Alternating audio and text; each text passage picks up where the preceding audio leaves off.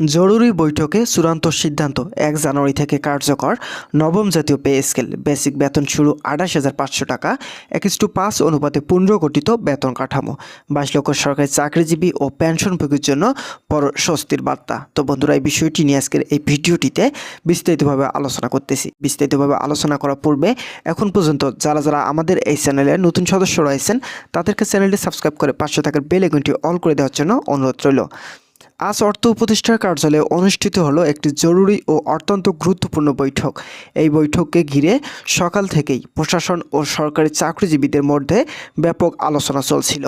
দীর্ঘদিন ধরে যে জাতীয় নবম পে স্কেল অপেক্ষা অনিশ্চয়তা ও নানা গুঞ্জন ছিল, আর সেই অপেক্ষা বড় একটি অধ্যায়ের অবসান ঘটেছে। অর্থ উপদেষ্টা নিজেই ঘোষণা দিয়েছেন ১ জানুয়ারি থেকে কার্যকর হচ্ছে নবম জাতীয় পে স্কেল। এই নতুন পে স্কেল সর্বনিম্ন মূল বেতন নির্ধারিত করা হয়েছে ২৮,৫০০ টাকা। পাশাপাশি ১:৫ অনুপাতে বেতন কাঠামো কার্যকরের সিদ্ধান্ত চূড়ান্ত করা হয়েছে। এর ফলে সর্বনিম্ন ও সর্বোচ্চ বেতনের ব্যবধান একটি সুষম কাঠামোর মধ্যে আনা হয়েছে, যা দীর্ঘদিনের একটি বড় দাবি ছিল। তো বন্ধুরা, ভিডিওটি চলাকালীন সময় এখন পর্যন্ত যারা যারা আমাদের এই চ্যানেলের নতুন সদস্য রয়েছেন তাদেরকে চ্যানেলটি সাবস্ক্রাইব করে পাশে থাকার বেল আইকনটি অল করে দেওয়ার জন্য অনুরোধ রইল। এই বৈঠকে পে কমিশনের খসড়ার সুপারিশ, অর্থ মন্ত্রণালয়ের আর্থিক সক্ষমতা এবং সরকারি কর্মচারীদের জীবনযাত্রার ব্যয় সবকিছুতে গুরুত্বের সঙ্গে পর্যালোচনা করা হয়েছে। অর্থ উপদেষ্টা জানান, বর্তমান বাজার দর, মূল্যস্ফীতি এবং জীবনযাপনের বাস্তবতা বিবেচনায় রেখেই এই নতুন বেতন কাঠামো চূড়ান্ত করা হয়েছে। নবম পে স্কেল সবচেয়ে গুরুত্বপূর্ণ দিক হলো গ্রেড কাঠামো পুনর্বিন্যাস। বিদ্যমান গ্রেডগুলোকে আরও বাস্তব ভিত্তিক ও যুগোপযোগী করার উদ্যোগ নেওয়া হয়েছে। নিম্ন গ্রেডে কর্মচারীদের বেতন বৃদ্ধির হার তুলনামূলকভাবে বেশি রাখা হয়েছে, যাতে আয় বৈষম্য কিছুটা হলেও কমে আসে। নতুন পে স্কেল শুধু বেতন নয়, ভাতা কাঠামোতেও বড় ধরনের পরিবর্তন আনা হচ্ছে। বাড়ি ভাড়া ভাতা, চিকিৎসা ভাতা, যাতায়াত ভাতা এবং অন্যান্য সুবিধা নতুন বেসিক অনুযায়ী পুনঃ নির্ধারণ করা হবে। এর ফলে প্রকৃত অর্থে কর্মচারীদের মোট আয় উল্লেখযোগ্য হারে বাড়বে। তো বন্ধুরা, বিশেষভাবে উল্লেখযোগ্য বিষয় হলো পেনশনভোগীদের ক্ষেত্রেও নবম পে স্কেলের প্রভাব পড়বে। নতুন বেসিক অনুযায়ী পেনশন পুনর্নির্ধারণ করা হবে, যা অবসরপ্রাপ্ত সরকারি কর্মচারীদের জন্য একটি বড় স্বস্তির খবর।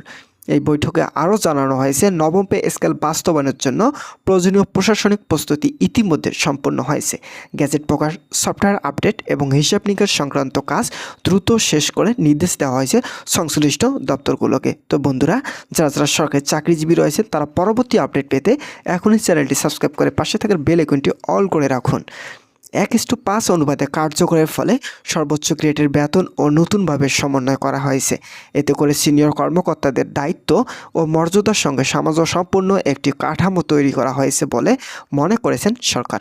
নবম পে স্কেল প্রণয়নের ক্ষেত্রে আগে পে স্কেলগুলো সীমাবদ্ধতা বিশ্লেষণ করা হয়েছে। অতীতে দেখা গেছে বেতন বাড়লেও জীবনযাত্রার ব্যয়ের তুলনায় তা অনেক সময় পর্যাপ্ত ছিল না। এবার সেই অভিজ্ঞতা কাজে লাগিয়ে একটি দীর্ঘমেয়াদী কাঠামো দাঁড় করানোর চেষ্টা করা হয়েছে। সিদ্ধান্তের ফলে প্রায় ২২ লক্ষেরও বেশি সরকারি চাকরিজীবী এবং বিপুল সংখ্যক পেনশনভোগী সরাসরি উপকৃত হবেন। প্রশাসনের অভ্যন্তরে কর্মপ্রেরণা বাড়াবে এবং কর্মদক্ষতার বৃদ্ধি একটি ইতিবাচক প্রভাব পড়বে বলে আশা করা হচ্ছে। অর্থ উপদেষ্টা আরও বলেন, এই পে স্কেল কোনো একক সিদ্ধান্ত নয়, এটি একটি ধারাবাহিক সংস্কারের অংশ। ভবিষ্যতে ভাতা কাঠামো, পদোন্নতির ব্যবস্থা এবং কর্মমূল্যায়ন পদ্ধতি ধাপে ধাপে পরিবর্তন আনা হবে। নতুন পে স্কেল নারীদের জন্য বিদ্যমান সুবিধাগুলো বহাল রাখা হয়েছে এবং কিছু কিছু ক্ষেত্রে সহজীকরণ করা হয়েছে। মাতৃকালীন সুবিধা ও সংশ্লিষ্ট ভাতার বিষয়গুলো নতুন কাঠামোর সঙ্গে সমন্বয় হবে। শিক্ষা, স্বাস্থ্য, প্রশাসন, আইন শৃঙ্খলা বাহিনীর সব সেক্টরে কর্মচারীদের জন্য এই পে স্কেল সুষমভাবে প্রযোজ্য হবে। তবে বিশেষ ঝুঁকিপূর্ণ বা কারিগরি পদে থাকা কর্মীদের জন্য অতিরিক্ত সুবিধা বিবেচনা রাখা হয়েছে। নবম পে স্কেল বাস্তবায়নের ফলে সরকারের উপর আর্থিক চাপ বাড়বে এমন প্রশ্নের জবাবে অর্থ উপদেষ্টা জানান, রাজস্ব আয় বৃদ্ধি এবং ব্যয় ব্যবস্থাপনার মাধ্যমে এই চাপ সামাল দেওয়া হবে। সব মিলিয়ে বলা যায়, নবম জাতীয় পে স্কেল শুধু বেতন বৃদ্ধির ঘোষণা নয়, এটি সরকারি চাকরির ব্যবস্থায় একটি বড় কাঠামোগত পরিবর্তনের সূচনা। আগামী দিনে এ বাস্তব প্রভাব কিভাবে পড়ে সেই দিকে লক্ষ্য এখন সবার দৃষ্টি। এই ঘোষণার পরপরই প্রশাসনের বিভিন্ন স্তরে শুরু হয়েছে হিসাব নিকাশ ও প্রস্তুতির ব্যস্ততা। মন্ত্রণালয় থেকে শুরু করে বিভাগ, অধিদপ্তর এবং মাঠ প্রশাসন সবখানে নতুন বেতন কাঠামো অনুযায়ী ফাইল আপডেট ও সমন্বয়ে কাজ করা শুরু হয়েছে। সংশ্লিষ্ট কর্মকর্তারা জানিয়েছেন, নির্ধারিত সময়ের মধ্যে যাতে বেতন ও ভাতা নতুন হারে কার্যকর করা যায় সে লক্ষ্যে দ্রুত কাজ লাগিয়ে নেওয়া হচ্ছে। অপরদিকে অর্থনীতিবিদরা বলেছেন, এই পে স্কেল বাস্তবায়নের মাধ্যমে বাজারে একটি পরোক্ষ ইতিবাচক প্রভাব পড়তে পারে। সরকারি কর্মচারীদের ক্রয় ক্ষমতা বাড়লে বহির্ভাগ বাড়বে, যা অভ্যন্তরীণ বাজারকে গতিশীল করতে সহায়তা করবে। তবে একই সঙ্গে মূল্যস্ফীতি নিয়ন্ত্রণে রাখতে সরকারের সতর্ক থাকতে হবে বলেও তারা মত দিয়েছেন। নবম পে স্কেলে আরেকটি গুরুত্বপূর্ণ দিক হলো স্বচ্ছতা ও পূর্ণ মেয়াদকরণ।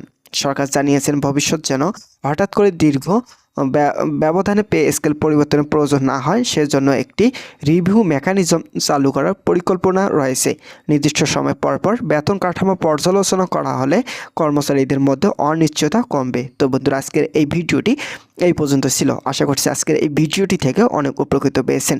যদি উপকৃত পেয়ে থাকেন তাহলে অবশ্যই আমাদের এই চ্যানেলটি সাবস্ক্রাইব করে পাশে থাকা বেল আইকনটি অল করে রাখার জন্য অনুরোধ রইল, যাতে পরবর্তীতে পে স্কেল সম্পর্কে সকল গুরুত্বপূর্ণ তথ্য সবার আগে আপনি আমাদের এই চ্যানেলে পেয়ে যেতে পারেন। ধন্যবাদ।